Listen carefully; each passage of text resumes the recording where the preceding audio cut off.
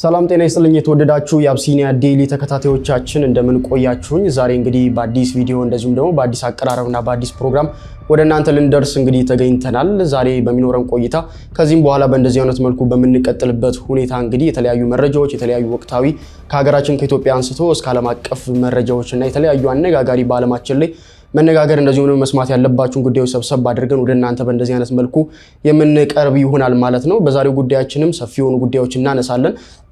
በዓለማችን ላይ እንግዲህ በርካቶች ሲነጋገሩበት የኢንተርኔቱን ዓለም ያጨናነቀ ዓለምን በአንድ እንግዲህ ያገናኝና በርካቶችም ስለዚህ ጉዳይ እንዲጨነቁበት ያደረገውን የሶስተኛው ዓለም ጦርነት ስጋት የሆነውን የእስራኤልና የአሜሪካ በጋራ በመሆን ኢራን ላይ እንግዲህ ጥቃት መሰንዘራቸው ኢራንን በምላሹ ወደ አሜሪካ የጦር ክልሎች ወይም ደግሞ የጦር ቤዞች ሚሳኤሎችን መተኮሷ ከዛም በተጨማሪ ደግሞ እጅጉን ውድ ወደ ሆኑ ሀገሮች እነ ዱባይና መሰል ሀገሮች ላይ እንደዚሁ የሚሳኤል ጥቃት ለመፈጸም እንግዲህ ሰነዘረችው ጉዳዮች በሰፊው እናነሳለን። ይህ ጦርነት ውሸት ነው ወይም ደግሞ ፌክ ነው እየተባለ ይገኛል። ይሄም ከምን አንፃር ነው የተባለውን ጉዳይ በዛሬው እናነሳለን።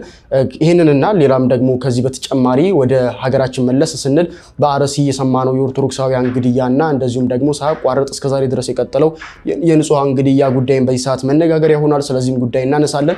እናንተ ብቻ ቻናላችንን ሰብስክራይብ ያደረጋችሁ እንደዚሁም ደግሞ ይህ መረጃ ይህ ቪዲዮ በርካቶች ጋር እንዲዳረስ እናንተ የተመለከታችሁትን ወዳጅ ዘመዶቻችሁም እንዲጋሩና እንዲመለከቱት ሼር እና ላይክ በማድረግ ሐሳባችሁንም ኮሜንት ላይ በማስቀመጥ እንድታግዙን እንጠይቃችኋለን ማለት ነው። ቀጥታ የምናልፈው ወደ ቪዲዮቻችን ነው። በቀዳሚነት የምናነሳው በሀገራችን በኢትዮጵያ በአርሲ አካባቢ ላይ የኦርቶዶክሳውያን ግድያን የተመለከተው መረጃ ይሆናል። በዚህ አካባቢ ላይም እንግዲህ እየወጡ ያሉ መረጃዎች እጅጉን የሚያሳዝኑና ልብን የሚነኩ ናቸው። ያልተቋረጠ የኦርቶዶክሳውያን ግድያ ነው። በሃይማኖታቸው ምክንያት እንደሆነም እንግዲህ መረጃዎች ይጠቁማሉ። ከዛ በተጨማሪም እንግዲህ ገዳዩ ማን ነው የሚለው ጥያቄ እስከዛሬ ድረስ እንቆቅልሽ ሆኖ ቆይቷል። ይህንን ተከትሎ የቤተክርስቲያን አባቶች፣ የመንጋው መሪዎች፣ ጳጳሳትም የተለያዩ የሀዘን መግለጫዎችን እያወጡ ይገኛሉ። ቤተክርስቲያንም እንግዲህ በዚህ ጉዳይ ላይ ዝምታዋን ሰብራለች ማለት ነው። ለሚመለከተው አካል በተለይም ደግሞ ለመንግስትም እንግዲህ ይህንን ጥያቄዋንና እንደዚሁም ደግሞ ይህንን ጉዳይ እንዲፈታላት በመግለጫ መልክ እንግዲህ ጥያቄ አቅርባለች። ስለዚህ ጉዳይ በቪዲዮ በርካቶች ማህበራዊ ሚዲያ ላይ ሀሳባቸውን እየገለጹ ይገኛሉ። እስኪ ከዚያ መካከል አንድ ሁለቱን እንመልከትና ከዚያም በተጨማሪ ሀሳቦች እንመለሳለን። ዛሬም ሌላ ቀብር እንደገና በተጨማሪ ትላንትና 7 ተጨማሪ ሰዎች በታጣቂዎች ተገለው ትላንትና ስርዓተ ቀብራቸው መፈጸሙ ነው የምስራቅ አርሲ ዞን ሽርካ ወረዳ እያሳወቀ የሚገኘው። እጅግ በጣም አሳዛኝ የሆነ ዜናዎችን ነው በየቀኑ እየሰማን የሚገኘው። በዚህ 3 ቀን ውስጥ ብቻ የሟቾች ቁጥር 28 መድረሱ ነው እየተነገረ የሚገኘው። እንደሚታወቀው እንግዲህ በትላንትናው ዕለት 21 ሰዎች በአንድ ላይ ስርዓተ ቀብራቸው እንደተፈጸመ ነግሬያችሁ ነበረ። በተጨማሪም ደግሞ ቤተ ክህነቱ እንዳወጣው መረጃና መግለጫ መሰረትም እንግዲህ ተጨማሪ 8 ሰዎች የደረሱበት አልታወቀም። እንዲሁም በተጨማሪ 8 ሰዎች ደግሞ ለሕክምና እርዳታ ወደ ሆስፒታል መሄዳቸው ተነግሮ ነበረ። እንዲሁም ደግሞ 2 ሰዎች ታግተው ተወስዷል የሚሉ ዜናዎችን ተነግረው እንደነበረ የሚታወስ ነገር ነው። አሁንም እንግዲህ በቤተክርስቲያን ግቢ ውስጥ 7 ሰዎች ተገለው አስከሬናቸው በቤተክርስቲያን ግቢ ውስጥ መገኘቱን የወረዳው ቤተ ክህነት እየተነገረ የሚገኘው እጅግ በጣም አሳዛኝ ነው። አሁንም በከፍተኛ ስጋት ውስጥ ነው የሚገኙት። በየሰዓቱ በየጊዜው በተለይም ደግሞ ሲመሽ ማለት ነው እንቅልፍ እንደሌላቸውና አሁንም ጭምር እንግዲህ ለሚመለከተው አካል እንዲደርስ እንዲሁም ጥሪ እያቀረቡ ይገኛሉ። ህይወታቸው አደጋ ላይ ነው የሚገኘው። አሁንም በአርሲ የሚኖሩ እንዲሁም ደግሞ በዛ አካባቢ ላይ የሚገኙ ምዕመናን እንዲሁም በተጨማሪ የሌሎች እምነት ተከታዮችም ጭምር እንግዲህ በከፍተኛ ስጋት ላይ እንደሚገኙ ጭምር እየሰማን እንገኛለን። ድምጽ እንድንሆናቸው ጭምር ጥሪያቸውን እያቀረቡ ይገኛሉ። ይህን ቪዲዮ ሪፖስት በማድረግ ለሚመለከተው አካል እንዲደርስ እንድታደርጉ ጥሪ ማቅረብ ፈልጋለሁ። በሌሎች መረጃዎች በድጋሚ መልሳሌ ፕላስ ምልክቷን መጫናችሁን አትርሱ። መልካም ቀን ይሆንላችሁ። አሁን እንግዲህ ይህንን መረጃ እስከማገኝበት ሰዓት ድረስ እንግዲህ በዚያ የሚገኙ በአካባቢው ላይ የሚገኙ ነዋሪዎች ወይም ደግሞ በአጠቃላይ ሰዎች በተለይም ደግሞ የኢትዮጵያ ኦርቶዶክስ ተዋሕዶ ቤተክርስቲያን እምነት ተከታዮች እንግዲህ ከቤታቸው በመውጣት ስጋት ውስጥ ስለሚገኙ ማለት ነው በቤተክርስቲያን ውስጥ ተጠልለው እንደሚገኙ ከዛ አካባቢ የሚወጡ መረጃዎች እንደዚሁ ሲደርሱ ነበረ።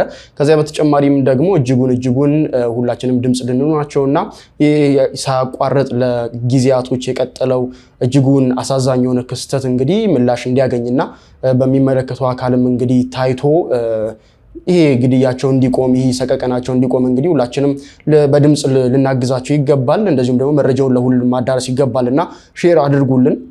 እናንተም ይሄንን ቪዲዮ አቅም ስጡት ማለት ነው በርካቶች ጋር እንዲዳረስ።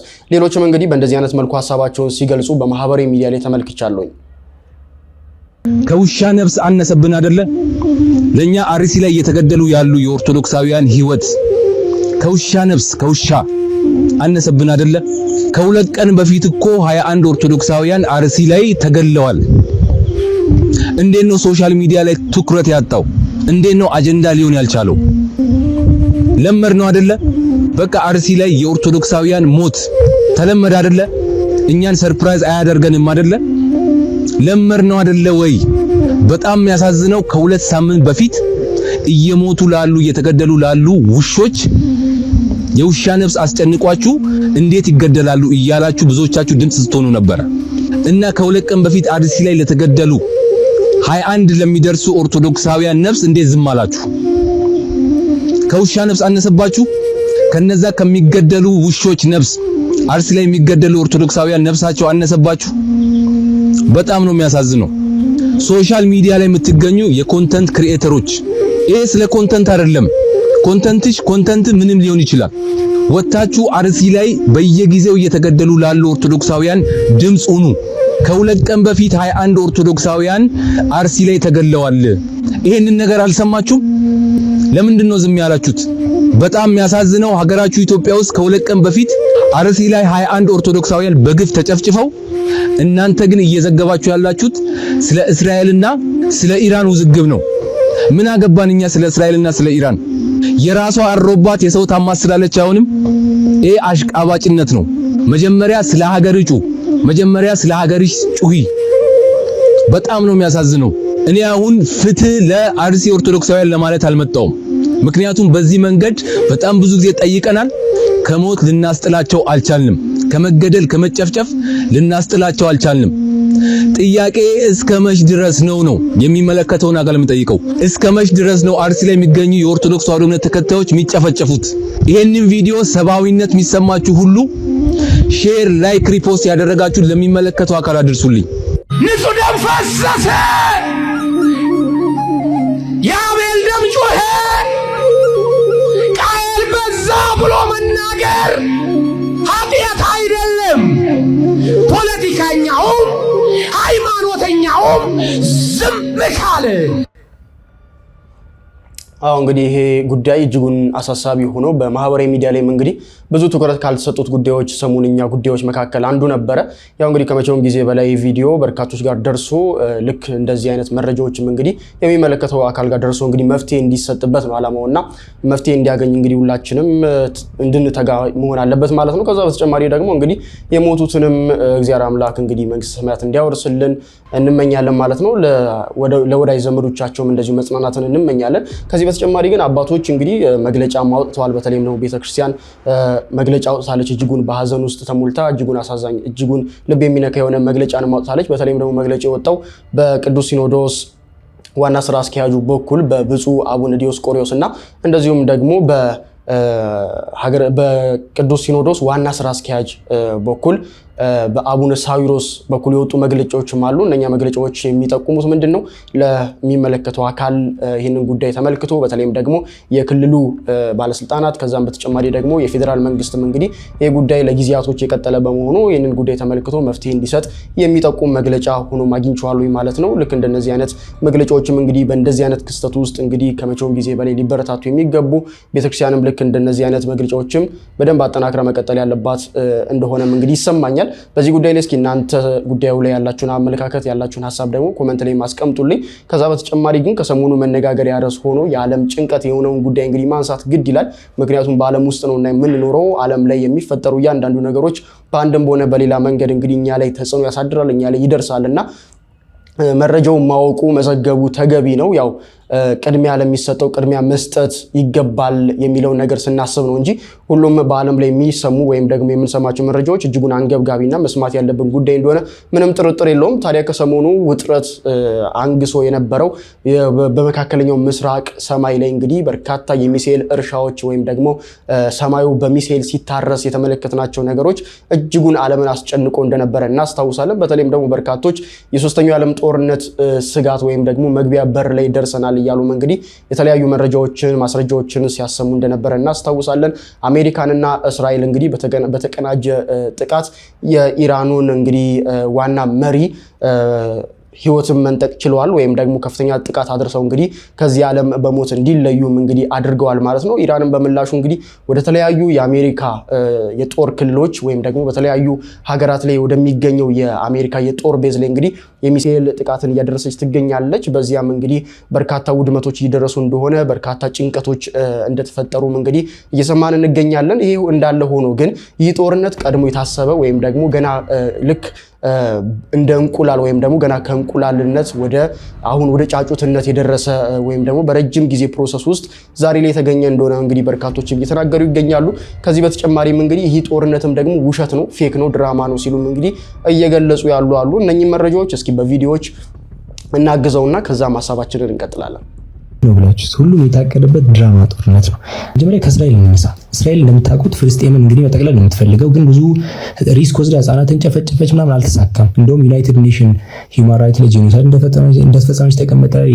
ኔታንያሁ ላይ ሬስቶራንት ወጣ እንደምታውቁት ኢንተርናሽናል ክሪሚናል ኮርት። በተጨማሪ ምን ከእንትኑ በኋላ ከኦክቶበር 7 በኋላ የተለያዩ ሀገራት እና ዩናይትድ ኪንግደም፣ ካናዳ፣ አውስትራሊያ እውቅና ሰጡ ምናምን ነገር በጣም ትልቅ ኪሳራ ነው። ተጨማሪ ኔታንያሁ እንትንስና ምናምን ሌላ ክስ ውስጥ ነው ያለው ድጋሚ። የእስራኤል መንግስት ይህን ሁሉ ሸፋፍኖ በጣም በሰላም ለመውጣት ከዚህ ነገር ያለው ብቸኛው ካርድ አንድናት፣ እሷም ኢራንን ከኒኩሌር አስቆም ነው የሚለው። ወደ ኢራን እንምጣ። ኢራን ከሩቅ እንደምታዩት አይደለችም። ከ1979 ጀምሮ የሀገር ማዕቀብ ተጥሎበት ኢኮኖሚያ ወድቆ ነው ያለው። የተለያየ በቃ እንደ ሀገር እያደገች አይደለም።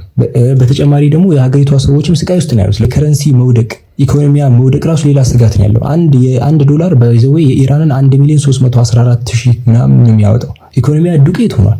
አሜሪካ ሚድል ኢስት ላይ ያላትን ተጽዕኖ ታሳድጋለች። ሚድል ኢስት ላይ ሰላም አስከባሪ የሚለውን ነገር ግን ጦርነቱ እሷን ፉል ስኬል መግባት አትፈልግም። ምክንያቱም አሜሪካ ከዚህ ጊዜ ፉል ስኬል ገብታ ያው ከተማዎችን ዱቄት ታደርጋለች፣ ግን በጣም ብዙ ብር ነው የምታወጣው። ለምሳሌ ካስታውሳችሁ የአፍጋኒስታን ጦርነት ላይ $2 ትሪሊየን ነው የወጣው። ይሄ ማለት በየቀኑ $300 ሚሊዮን ማለት ነው ሲጠጋጋ በጣም ብዙ ብር ነው። አንድ ላይ ከኢራቅ ጋር ሲደመር 4 እስከ 6 ትሪሊየን ማለት ነው። እንደዚህ ማውጣት አትፈልግም። በሰላም ነው መውጣት አትፈልጉ። ሶስቱም በጣም በሰላም መውጣት ይችላሉ። መጀመሪያ ማጥቃት ያለባት እስራኤል ናት። ምክንያቱም የኢራን ኒውክሌር እንትን አስቆምኩኝ ለማለት ቀድማ አጥቂ እሷ መሆን አለባት። ካስታወሳችሁ ያለፈውም ጊዜ ላይ ቀድማ ያጠቃችው እስራኤል ናት። ቀድማ ተተኩሳለች። ኢራን ደግሞ ራሷን ተከላከለች ምናምን እንደ ጀግና እንትን ለማለት ሪታሊት ታደርጋለች። አሜሪካ ገብታ ሁለቱንም እንግዲህ መሀል ገብቼ እንግዲህ አረጋጋው የሚለውን ለመስራት ዳር ትይዛለች። ኢራን እስክትተኩስ ጸጥ ትላታለች። አይታችሁ ከሆነ እንደዛ ነው የሚፈጠረው። በዚህኛው ጊዜ ላይ ሪል ጦርነት ከሆነ በጣም ብዙ ነገር መፍጠር ከባድ ቦታ መምታት ትችላላችሁ። ይሄ ኤሌክትሪሲቲ ማስቆም፣ ከባድ የሆነ አይን የሆኑ ህንጻዎችን መምታት፣ ፈላጊ የሆነ ነገሮችን ፋሲሊቲዎችን በመምታት ኃይለኛ ፉል ስኬል ጦር ዋር ውስጥ መግባት ይችላል። ግን ለዛ አይደለም የሚያደርጉት። የሆነ ቤዝ መታመለ ፖለቲካ የሚረጉ ነገሮችን የሚያደርጉትና ይሄ ፕሪፕላንድ የሆነ ነገር ነው። ኢራን ላይ ያለው መንግስት ይቀየራል። ቶታሊ ሙሉ በሙሉ አይደለም። ያሉ አላስፈላጊ ሰዎች ሪሙቭ ይደረጋል። ያልተስማሙ ሰዎች ይኖራሉ። ለሚቀጥለው መንግስት ተቃራኒ የሆኑ አካል ይኖራሉ። ለዛ ሪሙቭ ይደረጋሉ። ምናልባት እሳቸው አላስፈላጊ ከሆኑ ሪሙቭ ይደረጋሉ። እንደ ሰማዕት ተደርገው ይወጣሉ። እንደ ጀግና ተደርገው ማለት ነው። ስለዚህ ሶስቱም በስተመጨረሻ ሰላም ነው የሚሉት። ፉል ስኬል ጦርነት ውስጥ አልገቡ። በጭራሽ እንዳትሸወዱ። ለማንኛውም ይሄ የኔ ሐሳብ ነው። ቴሌግራም ቻናል ጆይን ብሉ። ባዮ ላይ ሊንክ አለ፣ ወይም ደግሞ እዚህኛው ሰርች ካደረጋችሁ መቀላቀል ትችላላችሁ። እንግዲህ እንደነዚህ አይነት ሐሳቦች በሶሻል ሚዲያው ላይ እየተነገሩ ወይም ደግሞ ሐሳባቸውን በእንደዚህ አይነት መልኩም የሚገልጹ ሰዎች አሉ።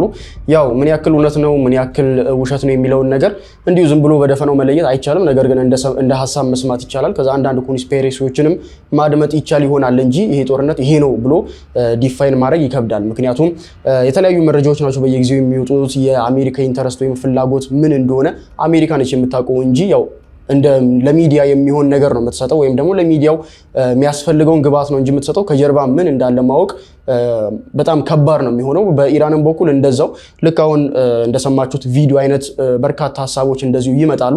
ከዚህም በተጨማሪ ግን ልክ የአሜሪካንና የእስራኤልን ጥቃት የተመለከቱ ሰዎች በተለይም ደግሞ አሜሪካንን የቬንዙዌላ ጥቃት ወይም ደግሞ የቬንዙዌላውን ሂደት የተመለከቱ ከዚያም የሜክሲኮን አሁን ላይ ደግሞ የኢራኑን ሲመለከቱ አሜሪካ የማትፈልጋቸው ዓለም ላይ ተጽዕኖ ያሳድራሉ ወይም ደግሞ ከፖሊሲ ወይም ደግሞ ከኔ አመለካከት ውጪ ናቸው ያለቻቸውን ሰዎች እንግዲህ ልክ እንደዚህ ነጥላ እያወጣች ጥቃት እያደረሰች ቢቻል እየገደለች ማይቻል ከሆነም ደግሞ እንደዚሁ ለምትፈልጋቸው ዓላማ እያዋለች መሆኑን ሲመለከቱ አሜሪካ በቃ ለራሷ ፍላጎት የራሷን ኢንተረስት ለማዋል የምታደርገው ጥረት ነው እያሉ እንግዲህ ሐሳባቸውን የሚገልጹ በእንደዚህ አይነት መልኩ አሉ። ከዚህ በተጨማሪ ግን በዚህ ጉዳይ ላይ ዓለም በአጠቃላይ እንደሚጎዳም እንደዚሁ መረጃዎችም ያሳያሉ። በተለይም ደግሞ ከኛ ከኢትዮጵያውያን ጋር ይህ ጦርነት ምን ያገናኘዋል ወይም ደግሞ ምንም ያገናኘው ምንም ያዛምደው ነገር አለ ብለው እንግዲህ በርካቶች በዚህ ጉዳይ ላይ ሐሳባቸውን የሰነዘሩ ተመልክቻለሁኝ። በተለይም ደግሞ ኢትዮጵያ ከኢራን ጋር ያላት ግንኙነት ይታወቃል።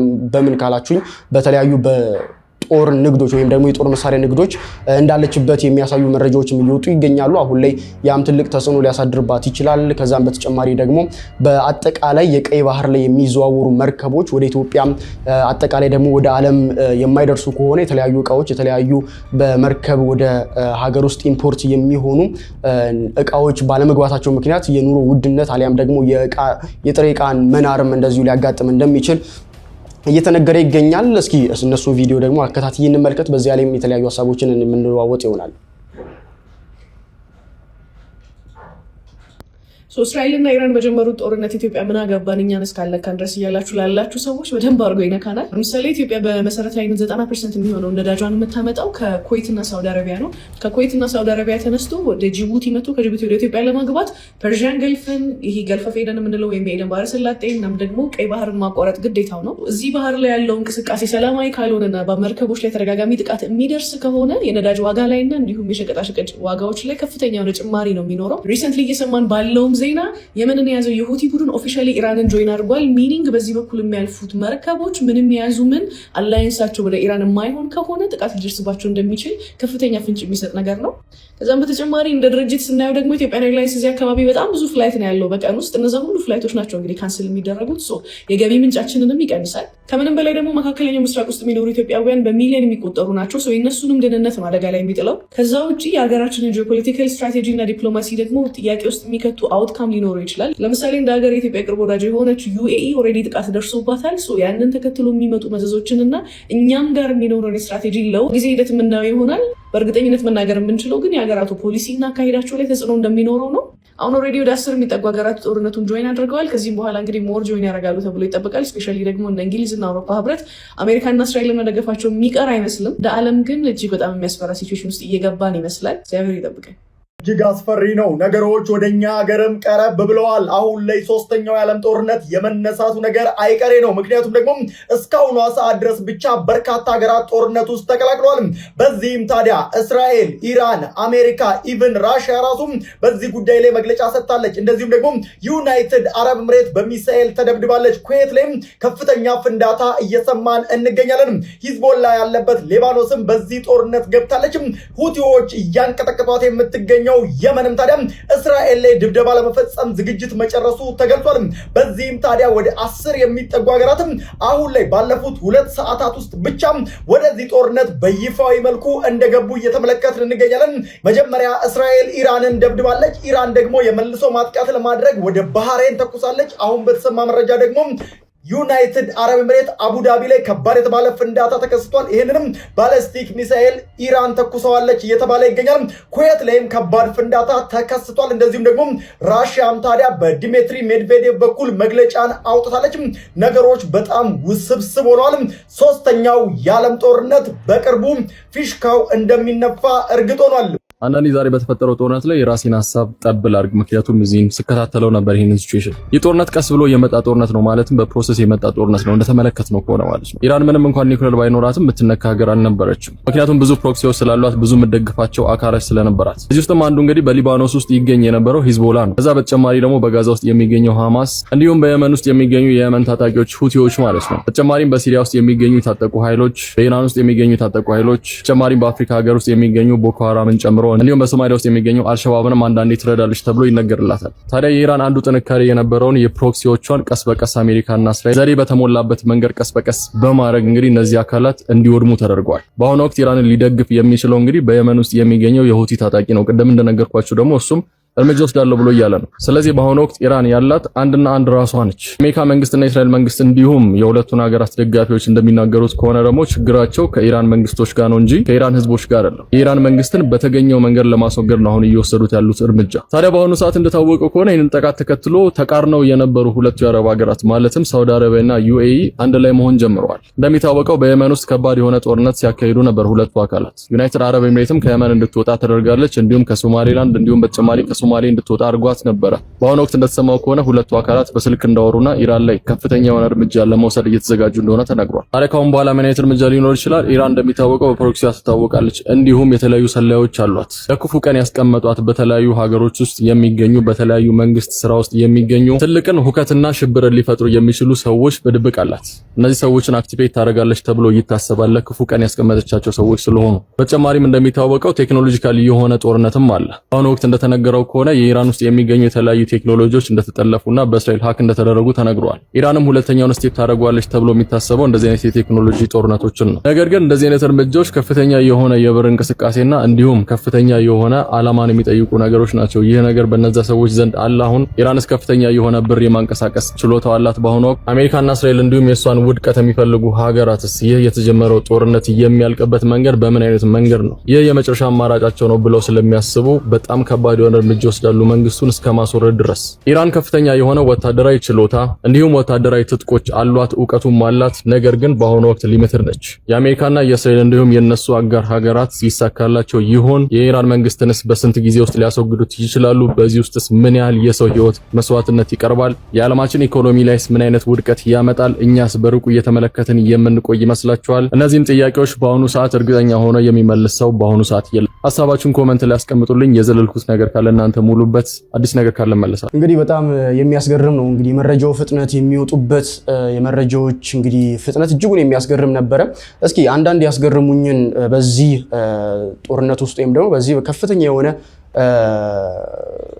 የሚሳኤል ጋጋታ በታየበት ከፍተኛ የሆነ የጦር መሳሪያዎች በታዩበት ጦርነት ላይ በአሜሪካና እስራኤል ጥምር ጦር ከኢራን ጋር ባደረጉት ወይም ደግሞ እያደረጉት ባለው ጦርነት ውስጥ ያስገረሙኝን እስኪ አንዳንድ ነገሮች ልንገራችሁ። እናንተ ምን አስገረማችሁ? ኮሜንት ላይ አስቀምጡልኝ። እኔ አንደኛው ያስገረመኝ ምንድነው ከኢራን ጎን ይሆናሉ ብለን የጠበቅናቸው ወይም ደግሞ የምናስባቸው በተቃራኒው ደግሞ ከአሜሪካ እና ከእስራኤል ተቃራኒ ሁልጊዜ ይቆማሉ ብለን የምናስባቸው ሀገራቶች አሉ። አሁን ለምሳሌ እነ ሩሲያ እንደነ ቻይና አይነቶቹ በጣም ትልቅ አቅም ያላቸው በጦር መሳሪያውም ኢኮኖሚውም ትልቅ አቅም ያላቸው ከኢራን ጎን ይቆማሉ ብለን የምናስባቸው ሀገራቶች ከመግለጫ የዘለለና ከሀዘን መግለጫ የዘለለ አንዳችም ነገር አስተዋጽኦ ሲያደርጉ አልተመለከትንም። ይህ በጣም ግርምትን የጫረና በርካቶችን ያስገረመ ጉዳይ ሆኖ አግኝቼዋለሁኝ።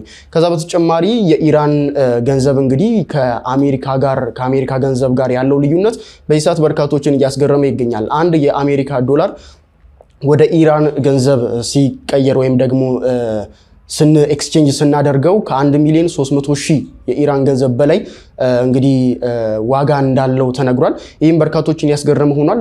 በመረጃዎቹም ወይም ደግሞ በቪዲዮቹም እንደተመለከታችሁት ሁሉም ሰው እየሰጋ ያለው የሶስተኛው ዓለም ጦርነት መግቢያ በር ላይ ወይም ደግሞ ደጃፍ ላይ ቆመናል። በዚህ ጦርነት እንግዲህ ሁላችንም በአንድም ሆነ በተዘዋዋሪ መሳተፋችን አይቀሬ ይመስላል እያሉ ሲናገሩ ነበረ። ይህ ታዲያ በጣም በርካቶችን ስጋት ውስጥ የጣለ ጉዳይም ሆኗል። ከዛ በተጨማሪ በጣም ያስገረመኝ ጉዳይ ምንድነው የሚሊተሪ ሳይንስ ወይም ደግሞ የሚሊተሪ ቴክኖሎጂ ምን አይነት ልዕቀት ላይ እንደደረሰና ምን አይነት ደረጃ ላይ እንደደረሰ ተመልክተንበታል። ምክንያቱም የምንፈልገውን ታርጌት ወይም ደግሞ እነኚህ ሀገራቶች የሚፈልጉትን ታርጌት ብቻ ነጥሎ የሚመታ ብዙ ውድመቶችን የሚቀንስ ሆኖ አግኝተናል።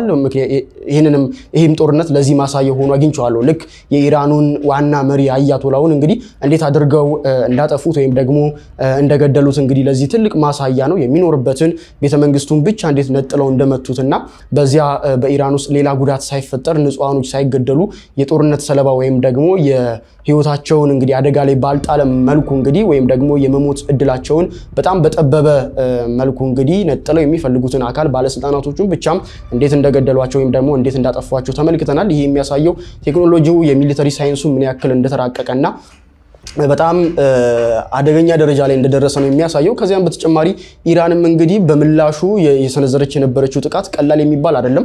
የአሜሪካ የጦር ቤዝ አለ ወይም ደግሞ ይኖራል ተብሎ ወደሚታሰብና ወደሚታወቅባቸው አካባቢዎች ላይ ከፍተኛ የሆነ የሚሳኤል ጥቃት ሰነዘር ነበረ አሜሪካ። እንደዚሁም ደግሞ እስራኤል በምላሹ ደግሞ የኢራንን ሚሳኤሎች ሲያከሽፉ ወይም ደግሞ ሲመክቱ እየተመለከትንም ነበረ።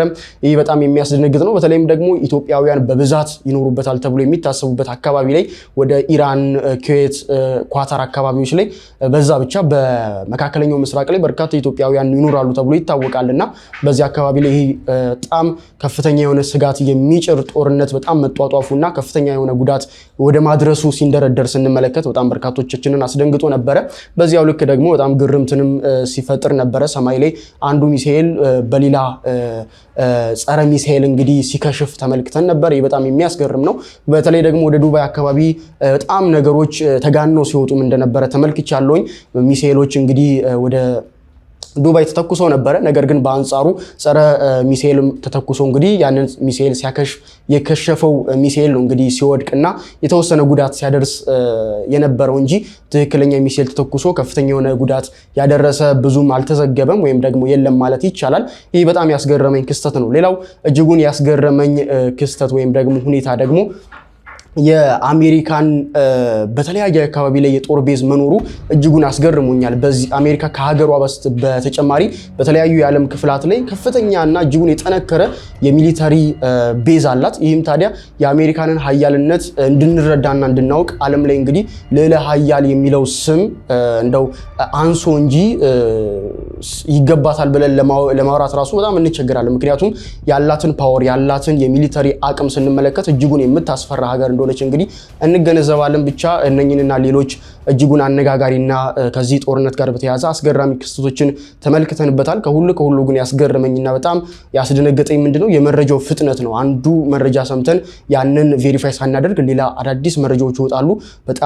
በጣም በፈጠነ መልኩ ነበረ መረጃዎች ሲወጡ የነበሩት። እነኛ ማኔጅ ማድረግ በራሱ እጅጉን አስቸጋሪ ሆኖ አግኝተናል። ነገር ግን እንደዚህ ጠቅለል ባለ መልኩ ነገሩን ስንመለከተው ቢያንስ የሆነ አይነት መረዳት ይኖራል ብዬ ስላሰብኩኝ ነው መረጃዎችን በእንደዚህ አይነት መልኩ ሰብስቤ ያደረስኳችሁ። እስኪ ሌሎች ቀሪ ቪዲዮዎችንም እንቀጥል።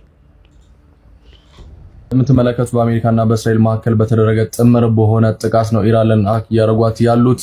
እዚህ ነገር ላይ መጀመሪያ ልክ እንደ ሰው እንደ ማንኛውም ሰው እንደሚባለው አካል አይደለም በሁለት ሀገሮች መካከል የሚደረግ ጦርነት ቀርቶ በሁለት ግለሰቦች መካከልም ጸብ ባይኖር ደስ ይላል። ይሄ ምኞት ነው፣ ልክ እንደምኞት። ከዛ ውጪ ግን በጣም የሚገርመኝ ነገር አሁን የተነሳውን ጦርነት በተመለከተ የኛ ሀገር ህዝቦች በባይኒኩላር ስፖት የሆነ ነገር ፈልገ ዳርና ዳር ገመድ ጉተታ ያደረግንበት መንገድ በጣም ስላልገባኝና ስለገረመኝ ነው። ምንድነው በዚህ ነገር ላይ ሽኩቻ ያስቀመጠ የሆነ የራሳችንን መንገድ ለይተን ሽኩቻውን የሆነ መስመር አስይዘነው ልብስ አልብሰነው አካል ሰተነው እኔ ከከሌ ጎን ነኝ ከሌ እንደግፋለሁ እኔ ከከሌ እንዴት አድርገ ነው ከከሌ ጎን የምትቆመው? ከከሌ ጎን ለመቆም እኮ መጀመሪያ መቆም ያስፈልገዋል። እስኪ እኔ ራሴ ቆም ያለው ወይ ብሎ ማሰብ ያስፈልገዋል። ያለነው አፍሪካ ውስጥ ነው። እኛ ገና ለማደግ የምንተረተር ህዝቦች ነን። ከከሌ ጎን ለመቆም መጀመሪያ የራሳችን አቋቋም ያስፈልገንም ወይ ያስባሉ። እስኪ መጀመሪያ እኔ ልቆም፣ እኔ ስቆም አይደል ለሌላኛው መቆም ድጋፍ መሆን የምችለው።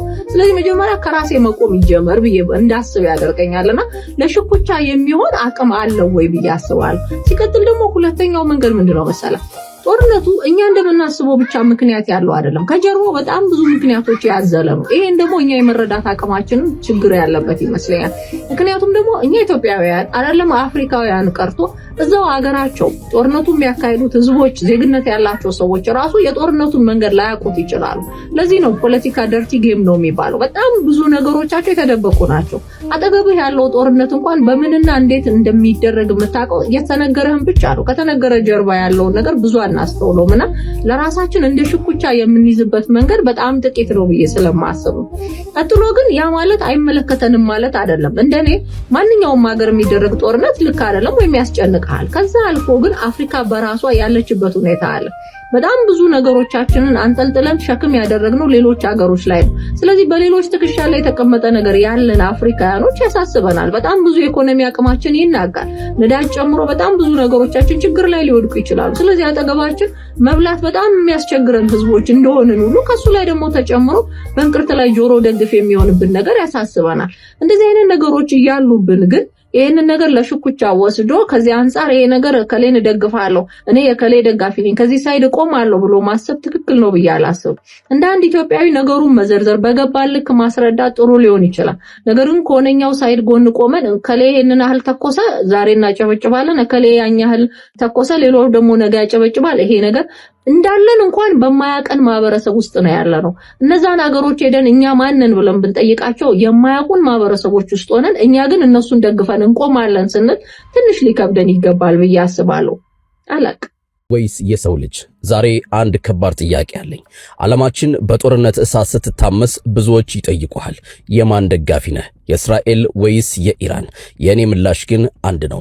እኔ የሰው ልጅ ደጋፊ ነኝ። ሚሳኤሎች ሲተኮሱና ቦምቦች ሲዘንቡ ቀለምና ቋንቋ አይመርጡም። የሚፈሰው ደም የሰው ልጅ ነው። የሚጠፋው ሕይወት የሰው ልጅ ነው። የሚፈርሰውም ቤት የሰው ልጅ የለፋበት ጥሪት ነው። በፖለቲካ መሪዎች ፍላጎት ንጹሐን እናቶች ሲያለቅሱ፣ ሕፃናት የወደፊት ህልማቸው ሲጨልም ማየት ለማንም አሸናፊነትን አይሰጥም።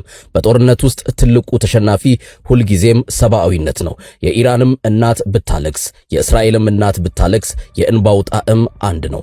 ዛሬ ዓለም የሚያስፈልጋት ተጨማሪ ሚሳኤል ሳይሆን ለሰው ልጅ ሕይወት የሚራራ ልብና ሰላም ነው። እናንተስ የማን ደጋፊ? እንግዲህ ሶሻል ሚዲያው ላይ ከዚህ ጦርነት ጋር በተያያዘ የተመለከትናቸው ነገሮች ምንድነው? የማን ደጋፊ ነው ብሎ ጎራ መለየት ነገር እየተመለከትን ነበረ። ያው እንግዲህ ከምን አንጻር ነው ብለን ስንመለከት ደግሞ አብዛኛው ከሃይማኖት አንጻር ሆኖ እናገኘዋለን። ነገር ግን ይሄ የሚገዛኝ ሐሳብ ነው፣ ትክክል ያልሆነ ነው ማለት በቪዲዮቹ የተመለከትናቸው ሐሳቦች ወይም ደግሞ የተነሱት ሐሳቦች በጣም ትክክል ናቸው ብዬ አስባለሁ እኔ እንደግል። ምክንያቱም አሁን ላይ እንግዲህ በሃይማኖት ብቻ አይደለም ይሄ ጦርነት፣ ሃይማኖታዊ ተኮርም አይመስልም።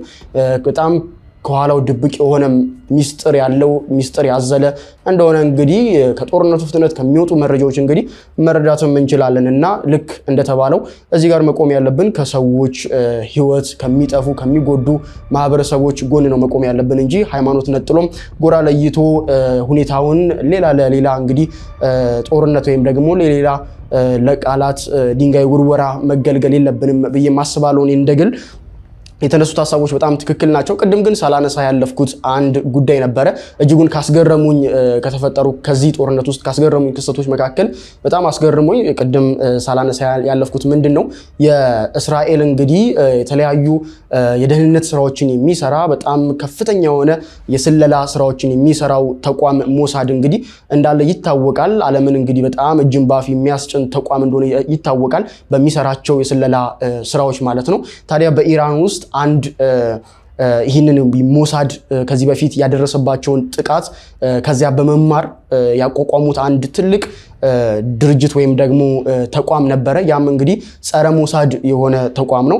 ያ ጸረ ሞሳድ የሆነው በኢራን ውስጥ የተቋቋመው ተቋም ሲመራ የነበረው በጣም በሚያስገርም ሁኔታ በሞሳዶች እንደነበረ እንግዲህ መረጃ ወጥቷል።